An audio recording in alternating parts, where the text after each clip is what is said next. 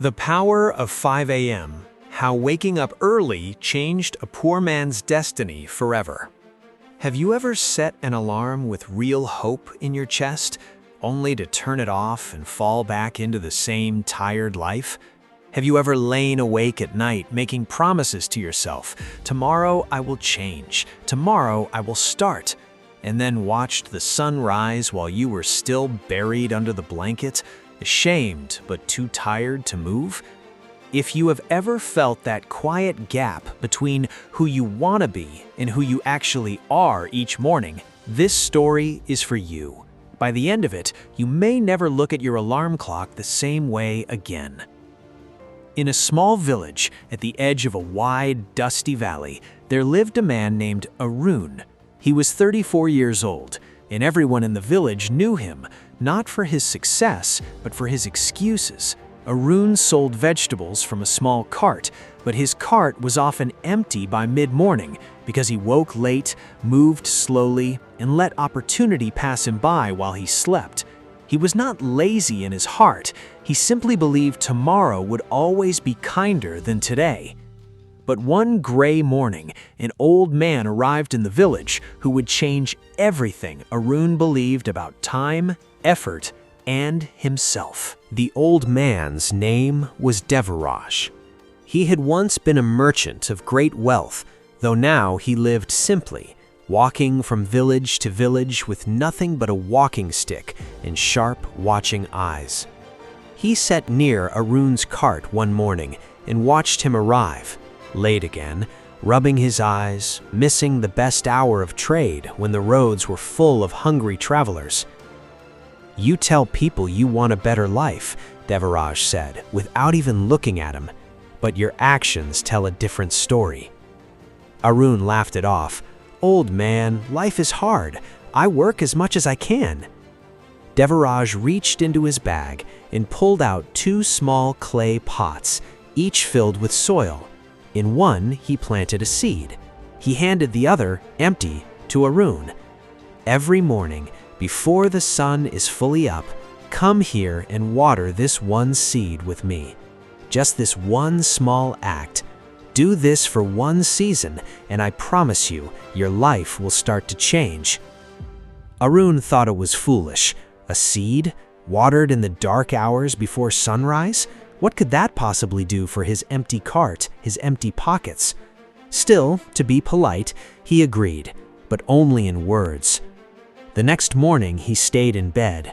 The morning after that, he woke once the sun was already high, remembered the seed, and told himself he would go tomorrow.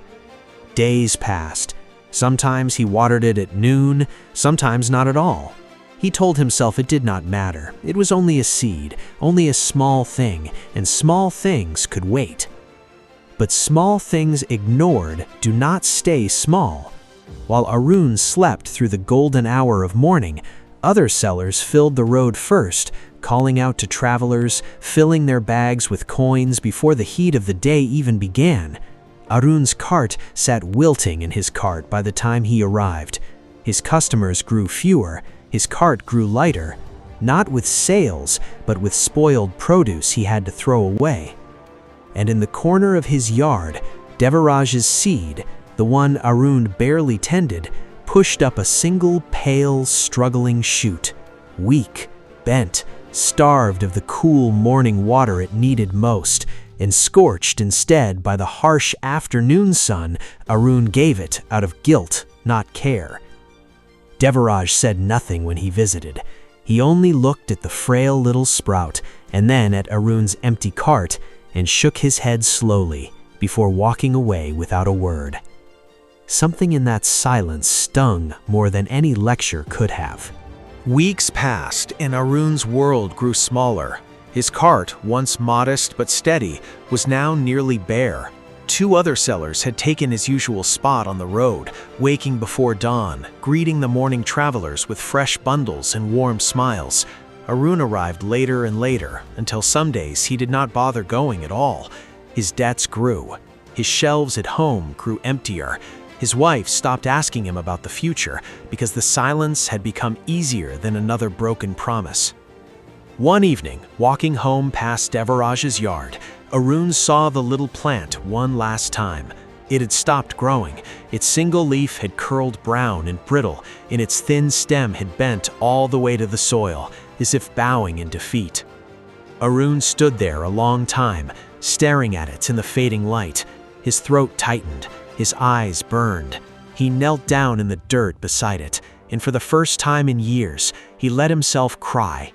Not loudly, but the quiet, heavy kind of crying that comes from a man who finally sees the truth about himself.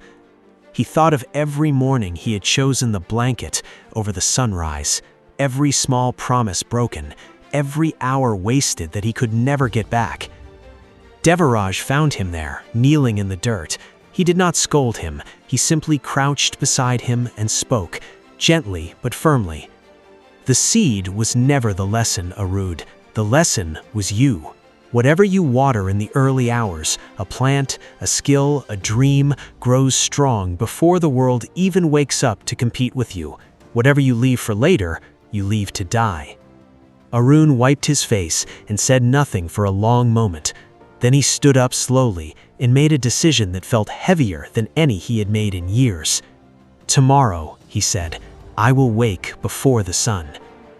Devaraj handed him a fresh seed and a fresh pot. "Then let us see," he said. That night, Arun barely slept, not from fear, but from resolve.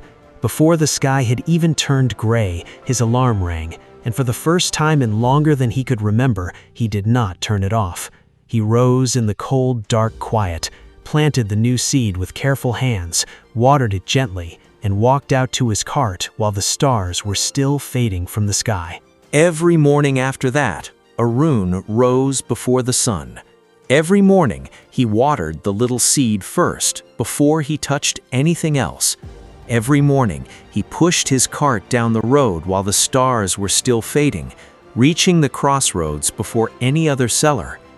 Every evening, he came home a little more tired, but a little prouder than the night before. Slowly, his cart began to change.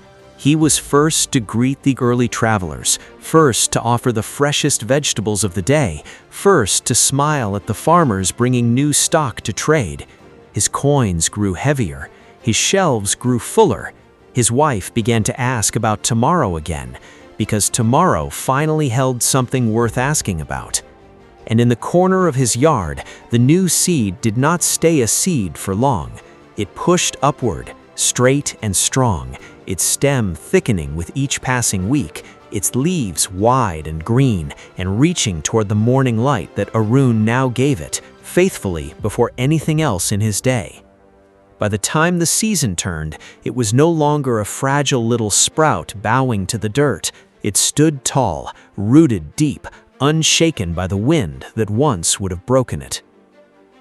Dear listener, the lesson of this story is a simple one, though it is not always an easy one to live. What you water first in the quiet hours before the world wakes up and starts pulling at your attention grows strong. What you leave for later, you very often leave to die. The early hours are not just hours, they are soil, and what you plant there decides the shape of your whole life. So do not wait for a better mood to start. Do not wait for a better season, a better job, a better excuse to run out. Wake up, water your seed, whatever it may be, while the world is still asleep. If you enjoyed this story and learned something valuable, don't forget to like this video, subscribe to Morning Light Stories, and share it with someone who also dreams of a better life but keeps waiting for tomorrow to begin it. Together, we can wake before the world does and grow roots too strong for anything to break.